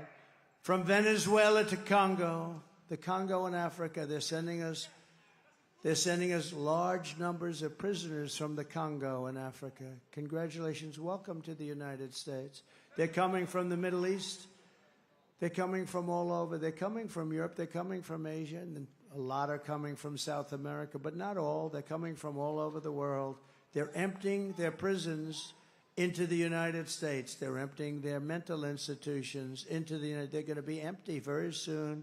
And you know what's happened to their crime rates in places like Venezuela? Whoa, way down. They've taken their street gangs and they brought them into the United States and they said, if you ever come back, you will die. We're going to kill you. That's what they tell them. So these are including savage criminals who assault, rape, and murder our women, our girls. What they do to our families is outrageous. And my people told me, please, please, don't say you're going to protect women. Women don't want you to say that. I said, really? Why? This is my geniuses. These are the people we pay all this money to give you political advice. I said, why? Women don't want to be protected, sir. I said, really? I don't think so.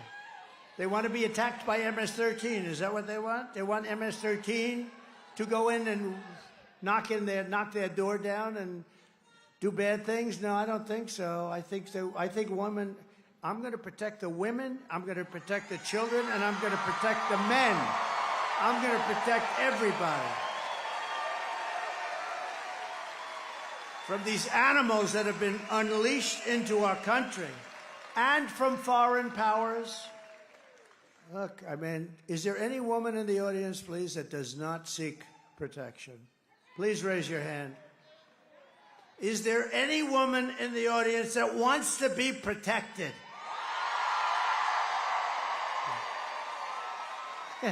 I think so. Okay, let's fire those people, please. They're all fired. They meant well.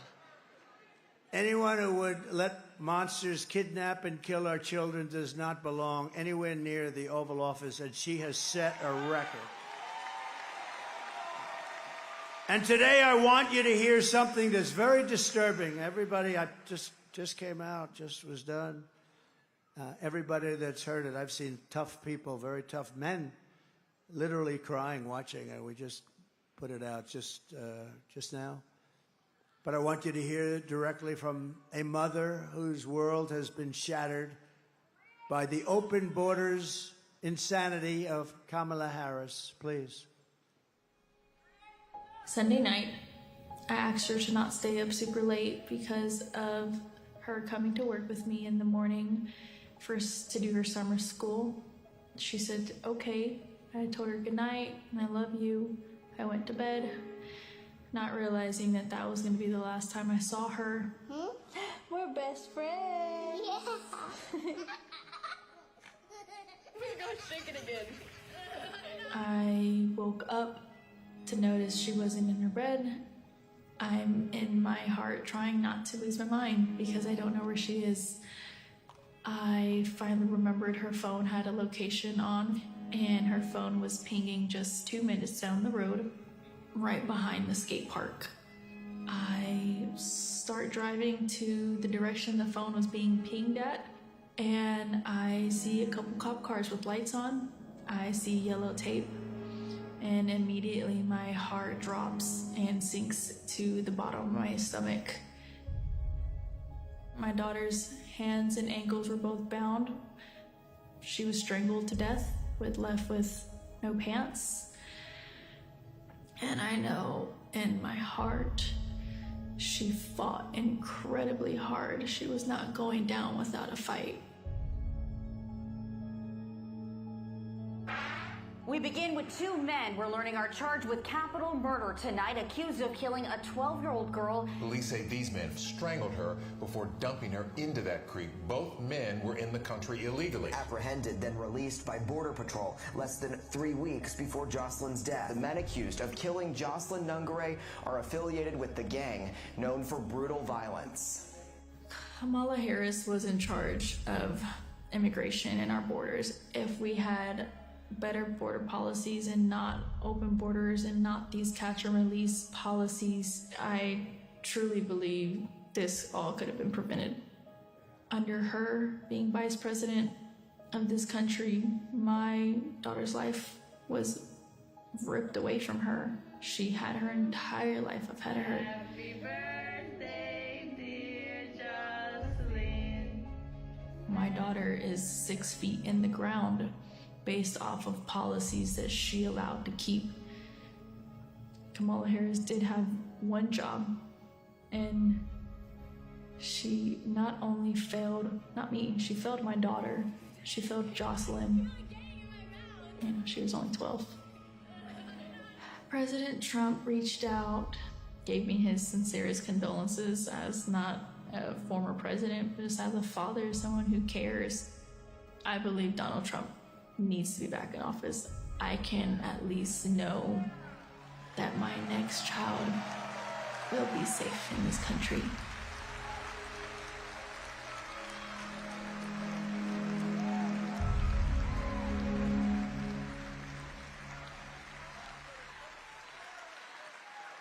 There's just no reason for it.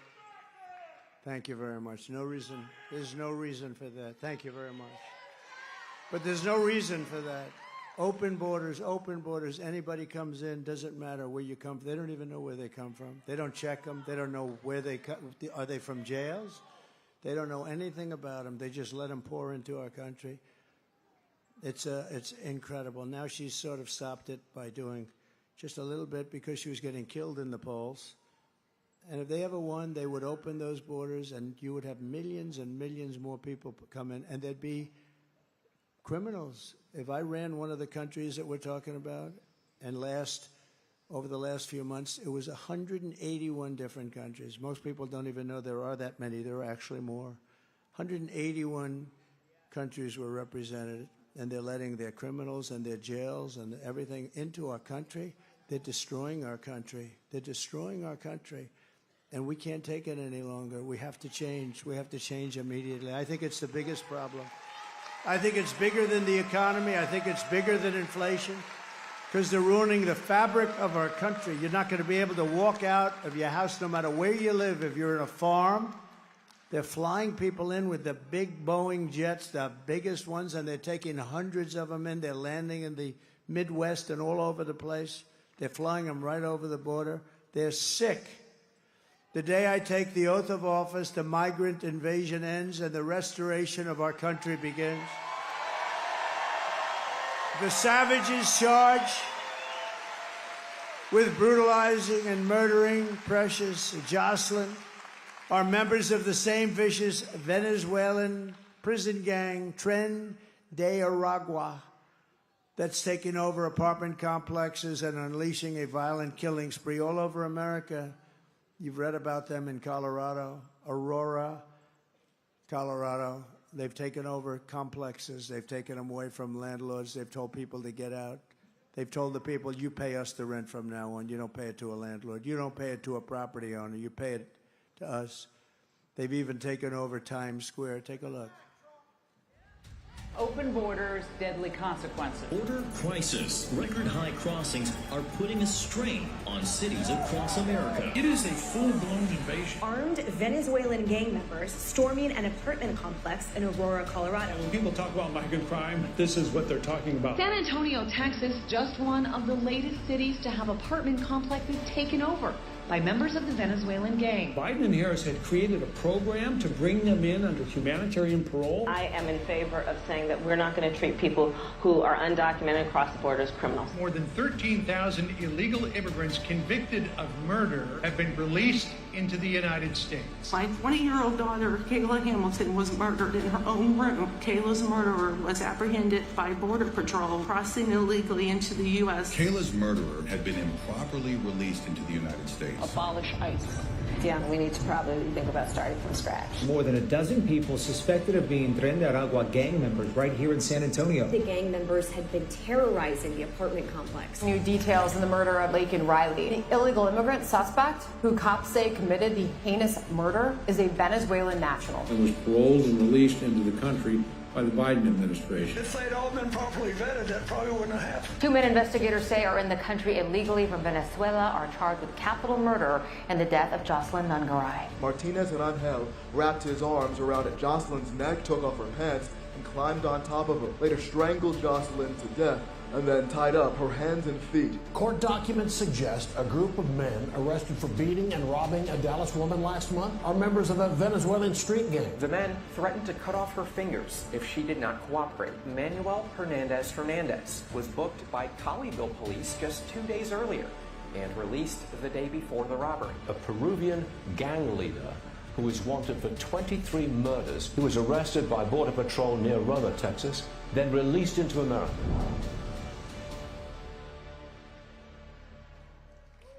This is what we have coming into our country. The United States is now an occupied country, but it will soon be an occupied country no longer. We will not let this happen.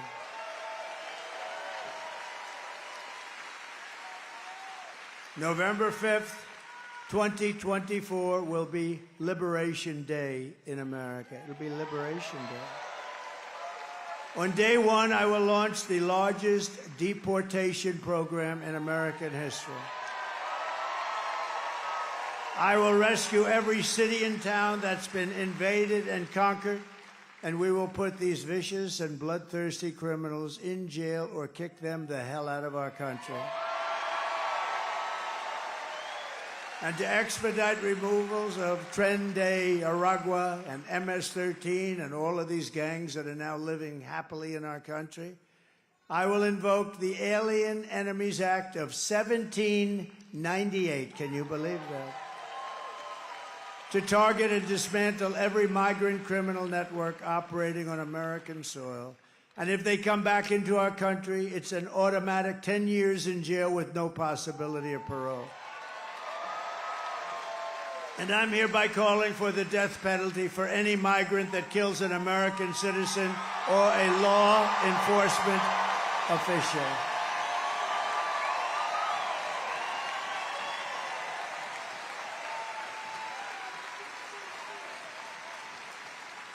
And I will immediately ban all sanctuary cities in the United States of America.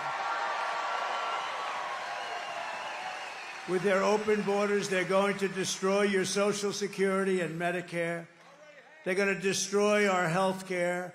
But I'm going to save it all, and I'm going to save our country. That's what we're going to do. These people are all signing up. Kamala's gross incompetence. She's a grossly incompetent person.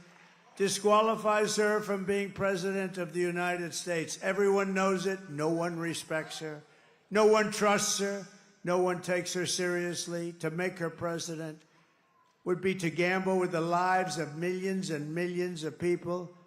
She would get us into World War III because she is too grossly incompetent to do the job, and then all of your sons and daughters will end up getting draft notices. They'll come, Mommy, Daddy, what does this mean?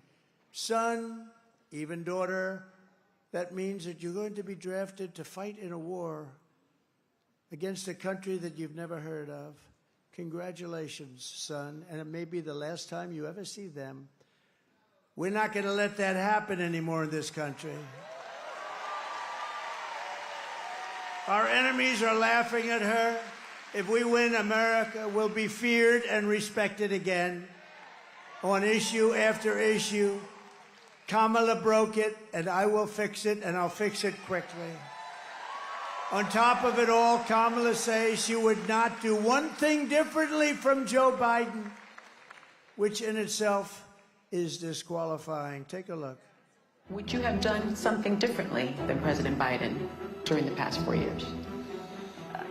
There is not a thing that comes to mind. I stood there on the tarmac watching you check your watch. The chaotic and deadly U.S. evacuation from Afghanistan stunned Americans and the world and cost the lives of 13 U.S. soldiers. Would you have done something differently? There is not a thing that comes to mind. More than 13,000 illegal immigrants convicted of murder have been caught at the border and then released into the United States. An Afghan national is in custody today after being accused of plotting an election day terrorist attack. The suspect entered the U.S. on a special immigrant visa. Gut-wrenching new details in the murder of Georgia nursing student Laken Riley. The illegal immigrant suspect, who cops say committed the heinous murder, is a Venezuelan national who crossed the unsecured southern border back in 2022. Two men investigators say are in the country illegally from Venezuela are charged with capital murder in the death of Jocelyn Nungaray. A fifth illegal immigrant accused of attacking two New York City police officers over the weekend showed no remorse or regret. Would you have done something differently? There is not a thing that comes to mind. Only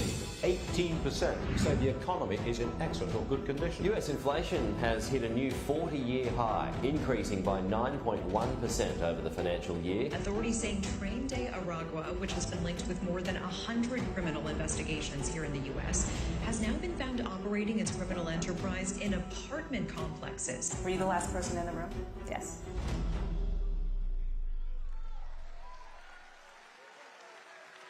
There is not a thing that comes to mind. So maybe the worst thing that we could be talking about, 325,000 children that the press never talks about. 325,000 children have come into our country and they're now missing. They're going to be dead, or they're going to be sex slaves or slaves of some kind. 325,000 children, many of them are dead. And she said there's not a thing that comes to mind. You know, they just like she's a fraud. She's a total fraud. She's a liar. She even lied about McDonald's, didn't she, huh? But she's a total liar. They lied about 818,000 jobs that they said we built up over the course of their wonderful management. It turned out to be a total fraud. And they weren't going to announce that until after the election, but we had a whistleblower that called them in. You remember that just a few months ago, they said 1,818,000 jobs were created, and they weren't. They're fake jobs. And they were going to release the correct information. They were going to do a little deletion, and they were going to release it right after the election, but they got caught. We can't let ourselves be duped by these people. These are criminal people as far as I'm concerned. We're thrilled to be joined by representatives, and they're great warriors, and they're friends of mine, and they fight side by side. Congressman Richard Hudson. Richard, thank you very much. Great job he's doing.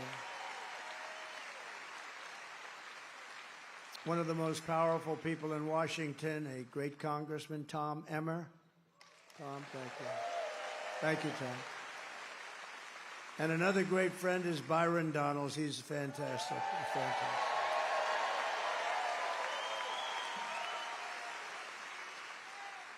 And you have a congressional candidate that I know is going to win. She's up in the polls. She's doing great. Lori Buckout.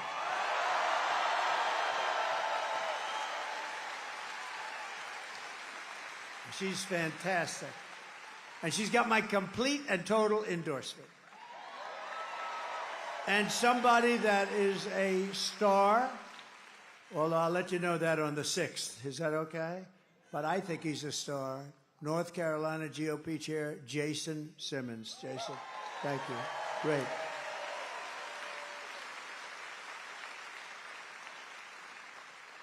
So I also want to say hello to Keith Kellogg, General Kellogg. He's one of our really great generals. Thank you very much. Thank you. Thank you, Keith. Been with me right from the beginning, right? From day one. And my son-in-law, Michael. Michael is a fantastic young guy. I have to introduce him. Thank you, Michael. Thank you very much. Thank you, Michael. I also want to send our prayers to everyone in North Carolina and other states still recovering from the hurricanes. If I win, we will get them and we will support you. You know, on January 20th, it's not too far away anymore. January 20th is when you take office. We'll have people here so much you will say, please, we got too many people. Get them out of here. We have too many people. We had great success with FEMA. And if you know, it would be amazing.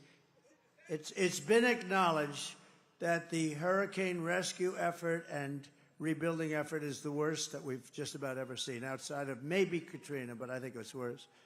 There's nobody even here, and the devastation is incredible. And how the hell could you vote for somebody that's in charge of it, right? So I don't think you're going to vote for Kamala. Here are the facts. Kamala is a radical left Marxist, rated even worse than crazy Bernie Sanders or Pocahontas herself. She destroyed our economy. She was an original creator of defund the police movement, and anybody who wants to defund the police for even 1 week or 1 day is not worthy of being president of the United States. Kamala vowed to abolish ICE, our great heroes of ICE. As California Attorney General, she redefined child sex trafficking, assault with a deadly weapon, and rape of an unconscious person as totally nonviolent crimes. She pledged to confiscate your guns and endorsed a total ban on handgun ownership.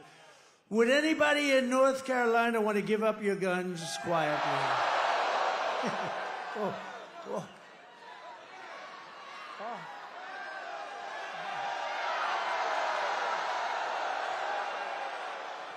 Oh, it could have had an impact on my hearing for the rest of my life. That's not going to be an easy job, is it? No, but that's where she comes from. She even called for free sex changes for illegal aliens in detention at taxpayer expense. So in conclusion, with your vote this November, we are going to fire Kamala and we're going to save America. Going to get her out. Going to get her out. Right? The man? We're going to get her out. We will cut your taxes, end inflation, slash your prices, raise your wages, and bring thousands of factories back to America and back to North Carolina where they belong. And I have a little personal favor that I'm going to do, North Carolina. I'm going to get your furniture builders and artists and manufacturers. We're going to bring them back. They left you for China. They're going to be coming back because this is where they want to be. I came down here so many times. I'd build a hotel. I said, I want to go to North Carolina. I came so much. I'd say, no, I like the arm to be a little bit on that chair, a little bing, bing, bing, bing. These guys were so good. And now you have just a fraction of what you had. You're the best in the world. I'd buy from China, and then they'd sit in a chair. Then the chair would collapse, and I'd get sued. This is true. They'd sue me because the damn chair would break at a hotel. Mr. Jones would sit down. He's slightly overweight, like about 200 pounds. He'd sit in that chair, and the thing collapses. The next thing I know, sir, you've been sued by Mr. Jones of someplace. Now you built the greatest furniture in the world, and you're going to be doing it again. You're doing it a little bit, but you're going to be doing it again. We will build American, we will buy American, and we will hire American. I will end the war in Ukraine. It would have never started if I were president. I will stop the chaos in the Middle East, and I will prevent World War III from happening. I will crush violent crime and give our police the support, protection, resources, and respect that they so dearly deserve. We're going to take care of our police. We will strengthen and modernize our military. I rebuilt our military, and they gave a lot of it away to a place called Afghanistan in the most embarrassing moment of our country's life. We will build a missile defense shield massively. We are going to build the greatest, the biggest missile defense shield. A lot of it's going to be made right in the USA. It's all going to be made in the USA. It's going to be made right here, though, a lot of it. We will rebuild our cities, including our capital in Washington, D.C., which is horribly run, which is filthy dirty, with graffiti all over columns and lions and everything else. And we're going to take care of our capital. We're going to make it beautiful and safe. We're not going to have people being killed there, but we're going to make our cities beautiful, clean, safe again. We will teach our children to love our country, to honor our history, and to always respect our great American flag. And we will get critical race theory and transgender insanity out of our schools. And we will keep men out of women's sports, if that's okay. I will defend religious liberty. I will restore free speech. And I will defend the right to keep and bear arms, your Second Amendment. And I have everybody's endorsement, including the NRA, and always have had it. And it is under siege. Your Second Amendment is under siege. After years of building up foreign nations, defending foreign borders, and protecting foreign lands, we are finally going to build up our country, defend our borders, and protect our citizens. And we will stop illegal immigration once and for all. We will not be invaded. We will not be occupied. We will not be overrun. We will not be conquered. We will not be conquered. They are conquering us. They are conquering us from within. We will be a free and proud nation once again. Everyone will prosper. Every family will thrive. And every day will be filled with opportunity and hope, and will be filled also with a thing called the American dream, something you don't hear about so much anymore. But for that to happen, we must defeat Kamala Harris and stop her radical left agenda with a landslide that is too big to rig. You need to get out and vote. That's all you don't have to give me money. You don't have to give me anything. Just go out and vote. Who has voted so far? Oh. Who is going to vote? Okay, get out. Every vote. Thank you very much. That's very impressive. For the past 9 years, we have been fighting against the most sinister and corrupt forces on earth. With your vote this election, you can show them once and for all that this nation does not belong to them. This nation belongs to you. Belongs to you guys. It was hard-working patriots like you who built this country. And 6 days from now, it is hard-working patriots like you who are going to save our country. After all we have been through together, we stand on the verge of the 4 greatest years in American history.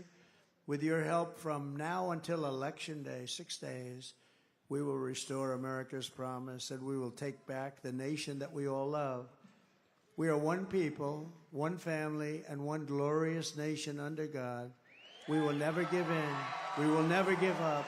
We will never back down, and we will never, ever surrender. Together we will fight, fight, fight, and win, win, win. November 5th will be the most important day in the history of our country, and together we will make America powerful again. We will make America wealthy again. We will make America healthy again. We will make America strong again. We will make America proud again. We will make America safe again. And we will make America great again. Thank you, North Carolina. Thank you. God bless you. God bless you. Thank you.